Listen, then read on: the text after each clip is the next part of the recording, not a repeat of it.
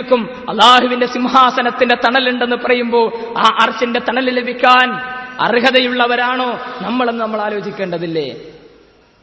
ഇന്ന് വളരെ ഒരു പടച്ചവനെ കുറിച്ചുള്ള ഒരു ഓർമ്മയും ജീവിതത്തിലില്ല. ഒരു രംഗത്തും പടച്ചവനെ കുറിച്ച് ഓർക്കാൻ കഴിയണില്ല.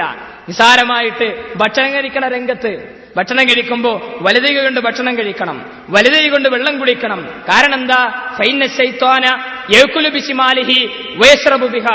ഇടത് കൈ കൊണ്ട് വെള്ളം കുടിക്കുന്നവനും ഇടത് കൈ കൊണ്ട് ഭക്ഷണം കഴിക്കുന്നവനും മുസ്ലിങ്ങളല്ല, ഇബ്ലീസിന്റെ അനുയായിയാണെന്ന് നബി സല്ലല്ലാഹു അലൈഹി വസല്ലം പഠിപ്പിച്ചു. പക്ഷെ നമുക്കെല്ലാം ഇടത് കൈ കൊണ്ട് വെള്ളം കുടിക്കാൻ, അല്ലെങ്കിൽ ഇടത് കൈ കൊണ്ട് ഈ ഗ്ലാസ്സിലൊന്നും എടുത്ത് വെള്ളം കുടിക്കാൻ വലത് കൈ കൊണ്ട് ഒരു വെള്ളം കുടിക്കാൻ മോശം. നമുക്ക് നമ്മൾ ഇടത് കൈ കൊണ്ടേ കുടിക്കുള്ളൂ.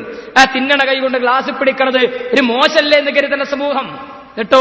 ഒരിക്കലും നമ്മുടെ ഉമ്മമാര് ഇടത് കൈ കൊണ്ട് വെള്ളം കുടിക്കുമ്പോ, മക്കൾ ഇടത് കൈ കൊണ്ട് ഭക്ഷണം കഴിക്കുമ്പോ കുടിക്കരുതുമ്മ, അത് തിന്മയാണ്, മുസ്ലിമീങ്ങളുടെ അടയാളമല്ലെന്ന് എന്ന് പോലും പറഞ്ഞു കൊടുക്കാനുള്ള മാനസികമായ പരിവർത്തനം സിദ്ധിക്കാത്തവരല്ലേ നമ്മൾ? നിങ്ങൾക്കറിയോ, അബ്ദുല്ലാഹി ഇബ്നു സുബൈർ റളിയല്ലാഹു അൻഹു യുദ്ധക്കളത്തിൽ നിന്ന് ഒരു ദിവസം തിരിച്ചു വന്നു. ഉമ്മയുടെ അടുക്കലേക്ക്, അസ്മാ റളിയല്ലാഹു അൻഹയുടെ അടുക്കലേക്ക് ഇബ്നു മസ്ഊദ് അബ്ദുല്ലാഹി ഇബ്നു സുബൈർ റളിയല്ലാഹു അൻഹു വന്നു. അപ്പൊ അസ്മാ റളിയല്ലാഹു അൻഹ ചോദിച്ചു, അബ്ദുല്ലാഹി ഇബ്നു സുബൈറെ, എന്തേ നീ യുദ്ധക്കളത്തിൽ നിന്ന് തിരിച്ചു പോരാനുള്ള കാരണം? അപ്പൊ ഉമ്മയുടെ അബ്ദുല്ലാഹി ഇബ്നു സുബൈർ റളിയല്ലാഹു അൻഹു പറഞ്ഞു, ഉമ്മ, യുദ്ധത്തിൽ നിന്ന് ഞാൻ തിരിച്ചു പോകുന്നത് മരണത്തിന്റെ പേടി കൊണ്ടല്ല, പക്ഷെ എന്നെ അവർ കൊന്നു കഴിഞ്ഞാൽ, വധിച്ചു കഴിഞ്ഞാൽ എന്റെ ശരീരം അവർ അംഗവിച്ഛേദം ചെയ്യുമോ എന്ന് ഞാൻ ഭയപ്പെടുന്നുമ്മ, ഞാൻ ഭയപ്പെടുന്നുമ്മ. അല്ലെ, എന്റെ ശരീരത്തിന്റെ കരങ്ങളും കാലുകളൊക്കെ മുറിച്ച് കളയുമോ എന്ന് ഞാൻ ഭയപ്പെടുന്നു. ആ സമയത്ത് അസ്മാ റളിയല്ലാഹു അൻഹ മറുപടി പറഞ്ഞു, മോനെ, ഒരാടിനെ കൊന്നിട്ട് ആടിനെ കെട്ടിത്തൂക്കി അതിന്റെ തോലുരിച്ചു കളഞ്ഞാൽ ആടിന് വേദനിക്കുമോ മോനെ? ഇല്ല ഉമ്മ. എങ്കിൽ നിന്റെ മരണശേഷം നിന്നെ അവരെന്ത് കാട്ടിക്കൂട്ടിയാലും എന്തേ നിനക്ക് പ്രശ്നം? യുദ്ധക്കളത്തിലേക്കെന്ന്, യുദ്ധക്കളത്തിലേക്ക് ഇസ്ലാമിക മാർഗത്തിൽ ജിഹാദിനു വേണ്ടി മകനെ പറഞ്ഞേക്കുന്ന അസ്മാ ബീവി പ്രവേശിച്ച സ്വർഗം. ആ സമയത്ത് ഉമ്മയുടെ അടുക്കലെത്തി മകനെ എന്നിങ്ങനെ ആശ്ലേഷിക്കുന്ന സന്ദർഭത്തിൽ ഇരുമ്പിന്റെ കവചങ്ങൾ ആ ഉമ്മയുടെ കരങ്ങളിൽ ഇങ്ങനെ തട്ടി. ആ ഉമ്മ ചോദിച്ചു, മോനെ, എന്തിനാ ഈ ഇരുമ്പിന്റെ വസ്ത്രങ്ങൾ നീ അണിഞ്ഞിരിക്കുന്നത്? അത് യുദ്ധത്തിലൊരു പരിചയാകുന്നതിന് വേണ്ടിയാണ്. മോനെ, ഇതണിഞ്ഞല്ല നീ യുദ്ധത്തിന് പോകേണ്ടത്. അള്ളാഹുവിന്റെ സ്വർഗത്തിലേക്ക് നിനക്ക് പ്രവേശിക്കാൻ ഈ വസ്ത്രം നീ ഊരിയെറിഞ്ഞിട്ട് യുദ്ധക്കളത്തിലേക്ക് ചെന്ന് പടച്ച തമ്പുരാന്റെ മാർഗത്തിൽ നീ പോരാടണമെന്ന് മക്കളെ താക്കീത് ചെയ്ത് പറഞ്ഞേക്കുന്ന ഉമ്മമാർ ഈ കാലഘട്ടത്തിലേക്ക് തിരിച്ചു വന്നാൽ ഈ സമുദായത്തിന് മോചനുണ്ട്. അല്ലെങ്കിലോ എന്നും നിന്ദതയിലും നികിട്ടതയിലും മാത്രം നമ്മൾ കഴിഞ്ഞുകൂടേണ്ടി വരും. നബി സല്ലല്ലാഹു അലൈഹി വസല്ലം ഒരു കാലഘട്ടത്തെക്കുറിച്ച് താക്കീത് ചെയ്തു. ഒരു കാലഘട്ടം നിങ്ങൾക്ക് വരാനിരിക്കുന്നു. വിശന്നു വലഞ്ഞ ചെന്നായ്ക്കൾക്ക് മുന്നിൽ ഭക്ഷണപ്പൊതി വെച്ചുകൊടുത്താൽ കടിച്ചു കീറുന്ന ചെന്നായ്ക്കളെ പോലെ ഈ ഉമ്മത്തിനെ കടിച്ചു കീറുന്ന ഒരു കാലഘട്ടം നിങ്ങൾക്ക് വരാനിരിക്കുന്നു. നബി സല്ലല്ലാഹു അലൈഹി വസല്ലമയുടെ അനുചരന്മാർ ചോദിച്ചു, നബിയെ, ഞങ്ങൾ എണ്ണത്തിൽ ന്യൂനപക്ഷമാണോ എന്ന്? എണ്ണത്തിൽ കുറവാണ് നബിയെ. നബി സല്ലല്ലാഹു അലൈഹി വസല്ലം പറഞ്ഞു, അല്ല, നിങ്ങൾ ധാരാളമുണ്ട്. പക്ഷെ ഒരു പ്രത്യേകതയുണ്ട് എന്റെ സമുദായത്തിലെ മുസ്ലിങ്ങൾക്ക്. എന്തേ അവരുടെ പ്രത്യേകത? അവരുടെ ജീവിതത്തിൽ ഖുർആൻ അവരുടെ കരങ്ങളിലുണ്ട്, സുന്നത്ത് അവരുടെ കരങ്ങളിലുണ്ട്. പക്ഷേ ഖുർആനും സുന്നത്തും അവരുടെ ജീവിതങ്ങളിലില്ല. പട്ടിൽ പൊതിഞ്ഞ് കരങ്ങളിൽ ഖുർആനുമായിട്ട് നടക്കുന്നവരായിരിക്കും ഈ സമുദായം, ഖുർആനുമായിട്ട് നടക്കുന്നവരായിരിക്കും ഈ സമുദായം. പക്ഷേ ആയത്തനുസരിച്ച് ജീവിക്കാൻ അവരെ കിട്ടില്ല, ഹദീസുകൾ അനുസരിച്ച് ജീവിക്കാൻ അവരെ കിട്ടില്ല.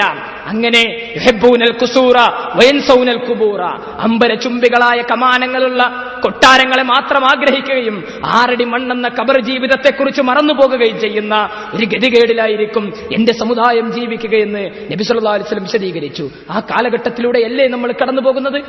ആ കാലഘട്ടത്തിലൂടെയല്ലേ ഇന്ന് നമ്മൾ സഞ്ചരിച്ചു കൊണ്ടിരിക്കുന്നത്? ഇന്ന് എങ്ങും സമാധാനമില്ല മുസ്ലിങ്ങൾക്ക്, മുസ്ലിം സഹോദരിമാർക്ക് സമാധാനമില്ല. ഉമ്മമാരും മാതാപിതാക്കളൊക്കെ പോലീസ് സ്റ്റേഷനുകളിലും കോടതി വരാന്തകളിൽ നിന്ന് കരയണം. എന്തിനാ കരയണത്? നേരത്തെ വിശദീകരിച്ചില്ലേ? അന്യ ചെറുപ്പക്കാരന്റെ കൂടെ മക്കൾ ഇറങ്ങിപ്പോയി, പെൺകുട്ടികൾ അന്യൊരു ചെറുപ്പക്കാരന്റെ കൂടെ ഇറങ്ങിപ്പോയി. 16 കൊല്ലം നൊന്ത് പ്രസവിച്ചവളെ വളർത്തിക്കൊണ്ടുവന്ന മാതാവിനോടില്ലാത്ത സ്നേഹം 16 ദിവസത്തെ ചെറുപ്പക്കാരനോട് അവൾ കാണിച്ചു. എന്താ കാരണം? എന്തേ കാരണം? ഇസ്ലാം പറഞ്ഞത് കേട്ടില്ല ജനങ്ങൾ. ഇസ്ലാം പറഞ്ഞതുപോലെ കുട്ടികളെ വളർത്താൻ, ഇസ്ലാം പറഞ്ഞതുപോലെ ഒരു തലമുറയെ വളർത്തിക്കൊണ്ടുവരാൻ നമ്മൾ ആരും തയ്യാറായില്ല. മൂടും മാറും കാണിച്ച് അങ്ങാടികളിലെ കഴുകന്മാർക്ക് വലിച്ചെറിഞ്ഞു കൊടുക്കാൻ നമ്മുടെ മക്കളെ പറഞ്ഞേക്കുമ്പോൾ മാതാപിതാക്കൾ ഓർത്തില്ല അതിദുരന്തകരമായൊരു കാലഘട്ടത്തിലേക്ക് അവർ പോകുന്നതെന്ന്. ആ പെൺകുട്ടി 16 കൊല്ലം 10 മാസം നൊന്തുപെറ്റ മാതാവിന്റെ സ്നേഹത്തെ അവൾ ഓർത്തില്ല. 16 കൊല്ലം വളർത്തിക്കൊണ്ടുവന്ന മാതാവിന്റെ സ്നേഹത്തെ അവർ ഓർത്തില്ല. 16 ദിവസം കണ്ട ചെറുപ്പക്കാരന്റെ കൂടെ ഇറങ്ങിപ്പോയ മകളെ ഓർത്ത് കരയുന്ന മാതാപിതാക്കളോടാണ് നമുക്ക് ചോദിക്കാനുള്ളത്. എന്തേ ഇത് സംഭവിക്കാനുള്ള കാരണം? ഇസ്ലാം പറഞ്ഞു കൊടുത്തത് അവർ പഠിപ്പിച്ചില്ല. വഖളാ റബ്ബുക അല്ലാ തഅബുദു ഇല്ലാ ഇയ്യാഹു വബിൽ വാലിദൈനി ഇഹ്സാന. പടച്ചവൻ ആരാധിക്കണം എന്ന് പറഞ്ഞ കൂട്ടത്തില് മാതാപിതാക്കൾക്ക് നന്മ ചെയ്യണമെന്ന കാര്യം അവർ പഠിപ്പിച്ചു കൊടുത്തിട്ടില്ല. ഇസ്ലാം പറഞ്ഞ വസ്ത്രധാരണം അണിയിച്ച് അവരങ്ങാടിയിലേക്ക് അവർ പറഞ്ഞയച്ചിട്ടില്ല. ഇസ്ലാമിന്റെ വേഷം ധരിക്കാൻ ആളുകൾക്ക് മടിയാ. പർദ്ദ എന്ന് പറഞ്ഞാൽ അതൊക്കെ ഒരു മോശമല്ലേ ഈ കാലഘട്ടത്തിൽ. നമ്മൾ പർദ്ദ ധരിക്കണം ഇവിടെ ഖുർആൻ ക്ലാസ്സിന് വരുമ്പോഴും അതുപോലെ ഈ പള്ളിയിൽ പോകുമ്പോഴും മാത്രം പർദ്ദ ഇസ്ലാമിക ഈ മുസ്ലിം പെണ്ണുങ്ങൾക്ക്.